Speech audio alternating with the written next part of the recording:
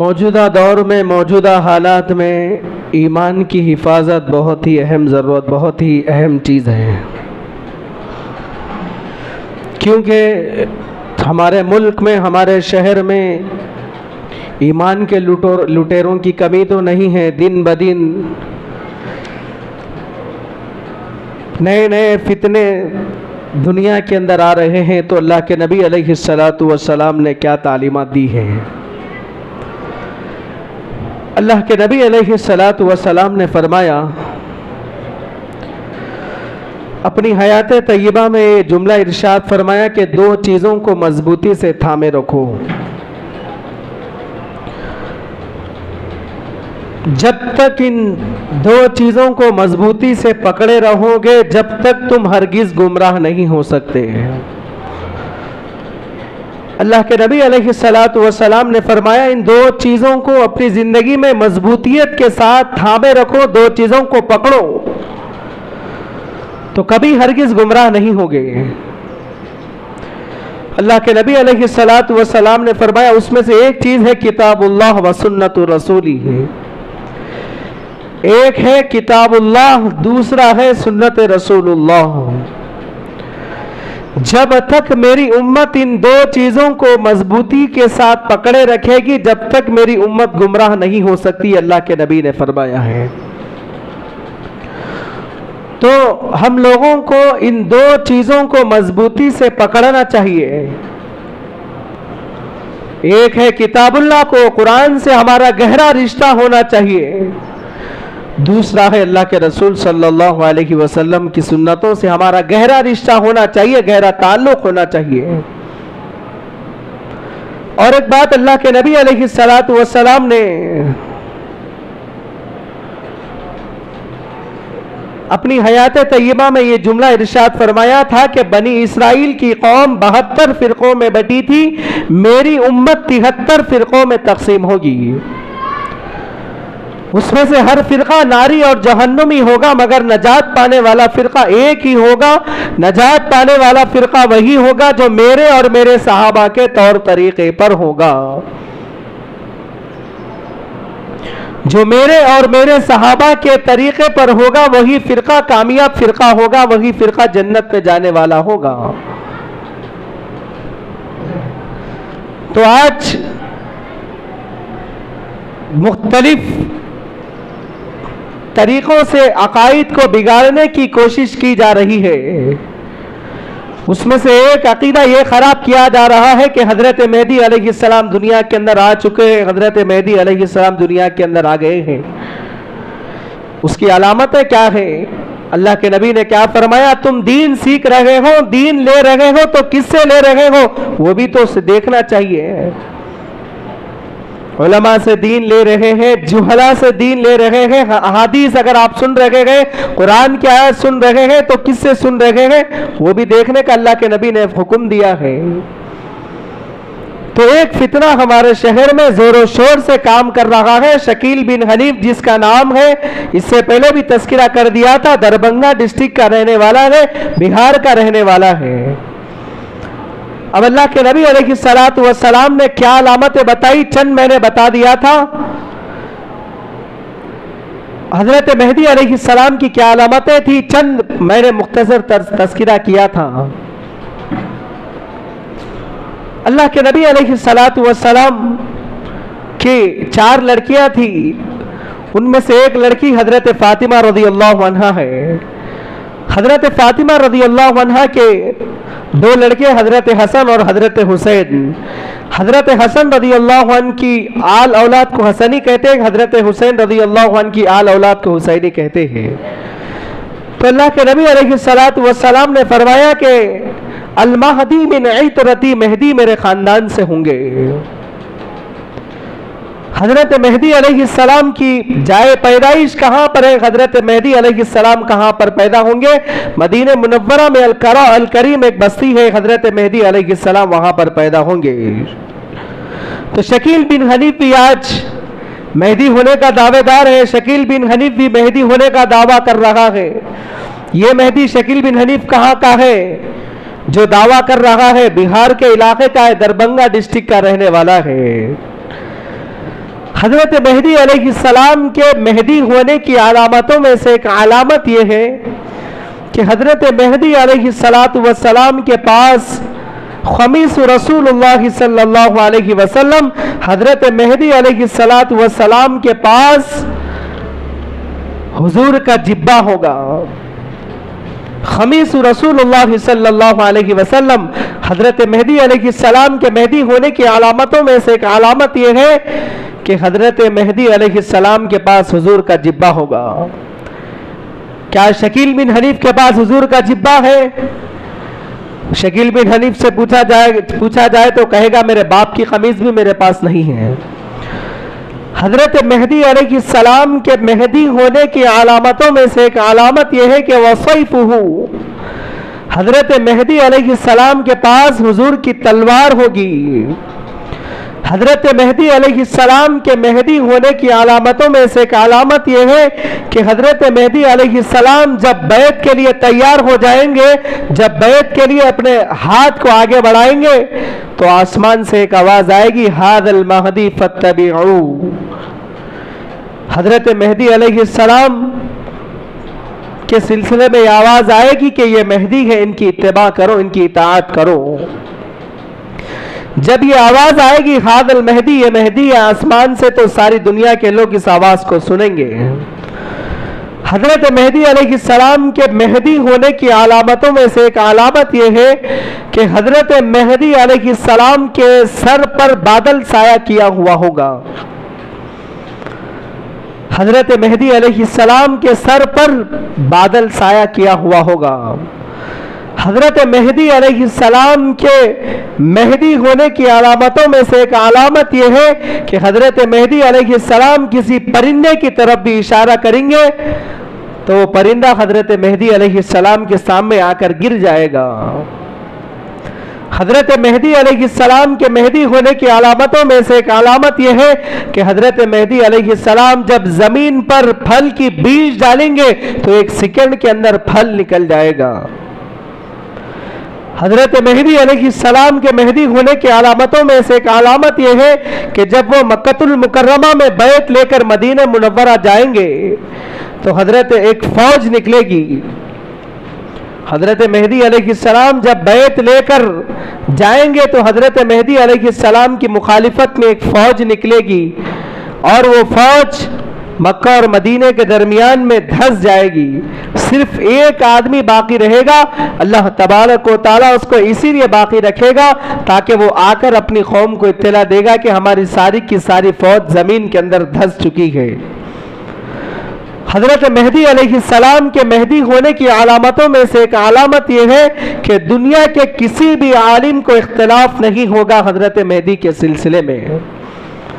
حضرت مہدی علیہ السلام کے سلسلے میں کسی علماء کو، کسی عالم کو اختلاف نہیں ہوگا۔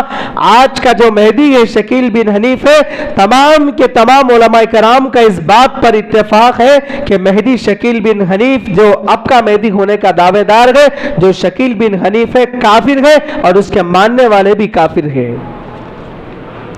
حضرت مہدی علیہ السلام کے مہدی ہونے کی علامتوں میں سے ایک علامت یہ ہے کہ خانہ کعبہ میں ایک خزانہ ہے جس کو ریتاج الکعبہ کہا جاتا ہے، جس کو ریتاج الکعبہ کہا جاتا ہے۔ کعبۃ اللہ کے اندر ایک خزانہ ہے، حضرت مہدی علیہ السلام اس ریتاج الکعبہ کو، اس خزانے کو اپنے ہاتھ سے باہر نکالیں گے۔ حضرت مہدی علیہ السلام کے مہدی ہونے کی علامتوں میں سے ایک علامت یہ ہے کہ اکثر یہودی حضرت مہدی علیہ السلام کے دور میں مسلمان ہو جائیں گے۔ حضرت مہدی علیہ السلام کے مہدی ہونے کی علامتوں میں سے ایک علامت یہ ہے کہ حضرت مہدی علیہ السلام کے دور کے اندر حضرت موسیٰ علیہ السلام کا معجزہ پھر دوبارہ حضرت مہدی علیہ السلام کے ہاتھ پر دوبارہ زندہ ہوگا۔ حضرت موسیٰ علیہ السلام نے اپنی عصا کو پانی پر مارا تھا تو دریائے نیل پر مارا تھا تو 12 راستے بن گئے تھے۔ اسی طریقے سے حضرت مہدی علیہ السلام کسی ملک میں جائیں گے، کسی ملک میں حضرت مہدی علیہ السلام جائیں گے تو سامنے دریا ہوگی بہتی ہوئی، تو اس دریا پر حضرت مہدی علیہ السلام اپنی لاٹھی کو ماریں گے تو 12 راستے بن جائیں گے. تو حضرت موسیٰ علیہ السلام کا معجزہ پھر دوبارہ حضرت مہدی کے ہاتھ پر دوبارہ زندہ ہوگا. حضرت مہدی علیہ السلام کے مہدی ہونے کی علامتوں میں سے ایک علامت یہ ہے کہ کفر سر چڑھ کر بولے گا. حضرت مہدی علیہ السلام کے مہدی ہونے کی علامتوں میں سے ایک علامت یہ ہے کہ قتل و غارت گیری عام ہو جائے گی. حضرت مہدی علیہ السلام کے دور میں قتل و غارت گیری، خون عام ہو جائے گا. حضرت مہدی علیہ السلام کے مہدی ہونے کی علامتوں میں سے ایک علامت یہ ہے کہ حضرت مہدی علیہ السلام کے اخلاق حضور کے اخلاق کے جیسے ہوں گے. حضرت مہدی علیہ السلام کے مہدی ہونے کی علامتوں میں سے ایک علامت یہ ہے کہ دریائے فرات خشک ہو جائے گا. حضرت مہدی علیہ السلام کے مہدی ہونے کی علامتوں میں سے ایک علامت یہ ہے کہ سائنس حضرت مہدی کے دور میں بیکار ہو جائے گی. حضرت مہدی علیہ السلام کے مہدی ہونے کی علامتوں میں سے ایک علامت یہ ہے کہ ایک ہی رمضان میں 2 مرتبہ چاند گرہن ہوگا. یہ حضرت مہدی علیہ السلام کی کچھ علامتیں تھی جو قرآن و حدیث میں تذکرہ کیا گیا ہے. حضرت مہدی علیہ السلام کی شکل و صورت بھی احادیث کے اندر بتائی گئی ہے. حضرت مہدی علیہ السلام نہ بالکل اونچے ہوں گے نہ بالکل پستقد ہوں گے، بلکہ متوسط ہوں گے، درمیان میں ہوں گے. حضرت مہدی علیہ السلام کی پیشانی چوڑی ہوگی، اجر الجبہ. حضرت مہدی علیہ السلام کی پیشانی چوڑی ہوگی. حضرت مہدی علیہ السلام کے دور میں عدل و انصاف ہوگا. حضرت مہدی علیہ السلام کے دور میں ساری دنیا کے اندر عدل و انصاف عام ہو جائے گا. 40 سال حضرت مہدی علیہ السلام 40 سال میں حضرت مہدی علیہ السلام مہدی ہونے کا دعویٰ کریں گے، 9 سال دنیا کے اندر رہیں گے. عدل و انصاف عام ہو جائے گا اور ظالم بادشاہ جتنے بھی ہوں گے حضرت مہدی کے دور میں ان تمام لوگوں کو قید کر کے بیڑیاں ڈال کے حضرت مہدی علیہ السلام کی خدمت میں لا کر پیش کر دیا جائے گا. جب بھی حضرت مہدی علیہ السلام کسی جنگ کے لیے جائیں گے تو اللہ تبارک و تعالی آسمان سے 3000 فرشتے حضرت مہدی کے ساتھ بھیجیں گے. سب میں آگے اس فوج کے سامنے حضرت جبرائیل علیہ السلام ہوں گے، اس فوج کے لشکر کے سب سے پیچھے حضرت میکائیل علیہ السلام ہوں گے. اور امن و امان اتنا ہوگا، ایک ہی جنگل میں بھیڑیا اور بکریاں ساتھ ساتھ چریں گی، بھیڑیا بکریوں پر حملہ نہیں کرے گا. عدل و انصاف اتنا ہو جائے گا اور عدل و انصاف اتنا ہو جائے گا کہ عورتوں کی طرف کوئی نگاہ اٹھا کر دیکھنے والا نہیں ہوگا. حضرت مہدی علیہ السلام کے دور میں امن و امان اتنا ہوگا کہ عورتوں کی طرف کوئی نگاہ اٹھا کر دیکھنے والا نہیں ہوگا. آج کا جو شکیل بن حنیف ہے، دوسرے نگاہ اٹھا کر عورتوں کو دیکھنا تو دور کی بات، پہلے یہ خود مہدی ہونے کا دوسرے عورتوں کی طرف نگاہ اٹھا کر دیکھ رہا ہے، اس لیے عورتیں بھی شکیل بن حنیف کے حوالے ہو رہی ہے.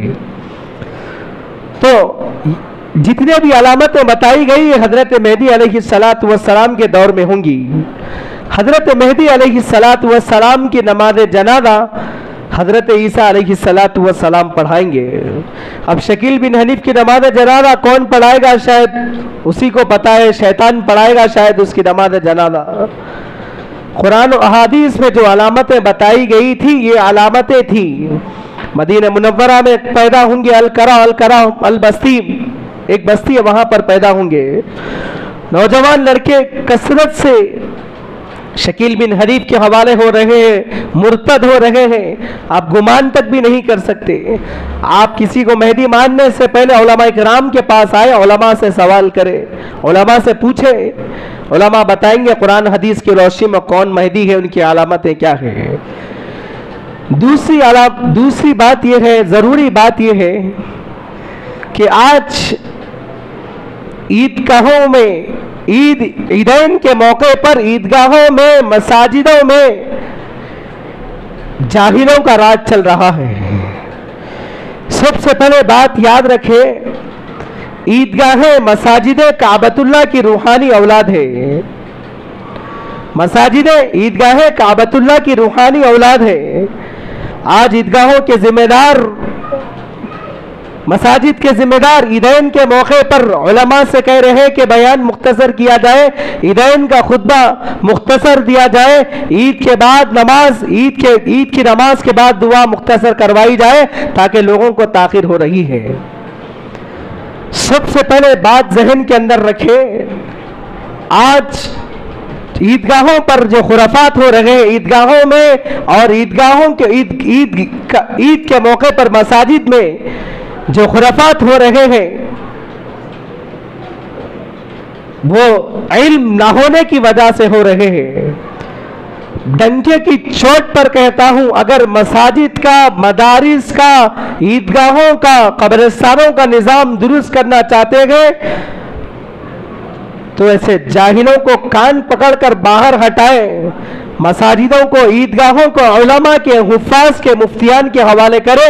علماء کی تقاریر پر اعتراض کرتے ہیں، علماء کے الفاظ پر اعتراض کرتے ہیں، عیدین کے خطبے کے موقع پر اعتراض کرتے ہیں، عیدین کی تقاریر پر اعتراض کرتے ہیں۔ اللہ کے نبی علیہ السلام نے کیا فرمایا؟ زینوا العیدین بالتکبیر، عیدین کو تکبیرات سے آراستہ کرو۔ وہ دن، عید کا دن جو ہوتا ہے، اس دن اللہ کی بڑائی کا دن ہے، اس دن جتنا ہو سکے اللہ کی بڑائی بیان کرو، اللہ کی توحید بیان کرو، اللہ کی تسبیح بیان کرو۔ صرف زبان پر ایک ہی الفاظ رہے، اللہ اکبر، لا الہ الا اللہ واللہ اکبر وللہ الحمد۔ اتنا بابرکت دن ہے، اس دن بھی اعتراض ہو رہا ہے، خطبے پر اعتراض ہو رہا ہے۔ علماء کا بیان نیک نیتی کے ساتھ سننا چاہیے، بدنیتی سے نہیں سننا چاہیے، اپنے آپ کو بدلنے کی نیت سے سننا چاہیے۔ اگر اپنی طاقت پر گھمنڈ ہو تو اپنے جیب میں رکھو، مساجد میں، عیدگاہوں میں علماء پر استعمال نہ کرو۔ مساجد میں عبادت اچھی لگتی ہے، نہ کہ غرور، گھمنڈ، طاقت اچھا لگتا ہے۔ عیدگاہوں کے موقع پر خرافات چل رہے ہیں، وہ دن کیسا دن ہوتا ہے؟ عبادت گاہوں میں عبادت ہی اچھی لگتی ہے، نہ کہ غرور، گھمنڈ، سیاست اچھا لگتا ہے۔ تقریباً لوگوں نے آج مساجد کو مذاق بنا لیا، عیدگاہوں کو مذاق بنا لیا۔ کمیٹی کے احباب 4 افراد ہیں تو اس میں سے ایک کہہ رہا ہے کہ عید کی نماز 6 بجے رکھی جائے، تو دوسرا کہہ رہا ہے 6:30 کو رکھی جائے، تو تیسرا کہہ رہا ہے کہ 7 بجے رکھی جائے۔ علماء سے مشورہ کر کے نماز کا وقت طے کریں، علماء سے آپ مشورہ کریں۔ تو دوسری بات یہ ہے کہ جہالت بڑھتی جا رہی ہے، مساجدوں کو، عیدگاہوں کو علماء کے، حفاظ کے، مفتیان کے حوالے کرنا چاہیے، علماء سے مشورہ کرنا چاہیے۔ تیسری اہم بات یہ ہے کہ دن بدن مسلمانوں پر، شریعت پر، کبھی مسلمانوں پر مسائل پر حملے ہوتے ہیں، تو کبھی شریعت کے مسائل پر حملے ہوتے ہیں، تو کبھی 3 طلاق پر حملے ہوتے ہیں، تو کبھی پردے پر حملے ہوتے ہیں۔ حکومت کی جانب سے حملے ہوتے جا رہے ہیں۔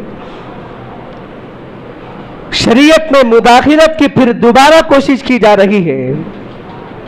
آئندہ جمعہ تفصیلاً بات کروں گا، مختصر طور پر سن لے۔ شریعت کے احکام کسی انسان کے بنائے ہوئے نہیں ہیں، بلکہ اللہ تبارک و تعالیٰ کے بنائے ہوئے ہیں۔